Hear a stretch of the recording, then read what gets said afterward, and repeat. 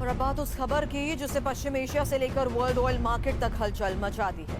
क्या खर्ग island Iran को धमकी देते देते अमेरिका ने वो कर दिखाया जिसे लेकर वर्ल्ड एक्सपर्ट्स ने अलर्ट जारी किया, क्योंकि अब जो हुआ है उसकी किसी ने कल्पना तक नहीं की। ईरान के सबसे बड़े तेल हब खर्ग द्वीप के पास समुद्र में इतना बड़ा तेल रिसाव सामने आया कि सैटेलाइट तस्वीरों ने दुनिया को चौंका दिया है। क्या ये तकनीकी हादसा है या फिर युद्ध के बीच ईरान पर किसी बड़े प्रहार का संकेत?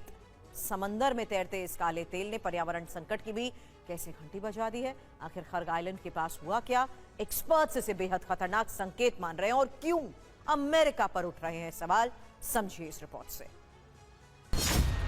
समुद्र में फैला तेल करीब 45 से 50 वर्ग किलोमीटर तक फैल चुका है, यानी पूरा समुद्री इलाका जहरीली परत में बदल गया है।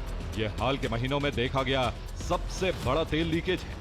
अनुमान है कि करीब 3000 बैरल तक तेल समुद्र में फैल गया है। क्या समुद्र के नीचे बिछी पाइपलाइन फट गई? क्या खर्ग आइलैंड के पास किसी टैंकर में ब्लास्ट हुआ? क्या किसी ने जानबूझकर ईरान की सबसे बड़ी तेल प्रोडक्शन की नस काट दी? ईरान अमेरिका टेंशन के बीच ही सबसे बड़ा तेल रिसाव कैसे हुआ?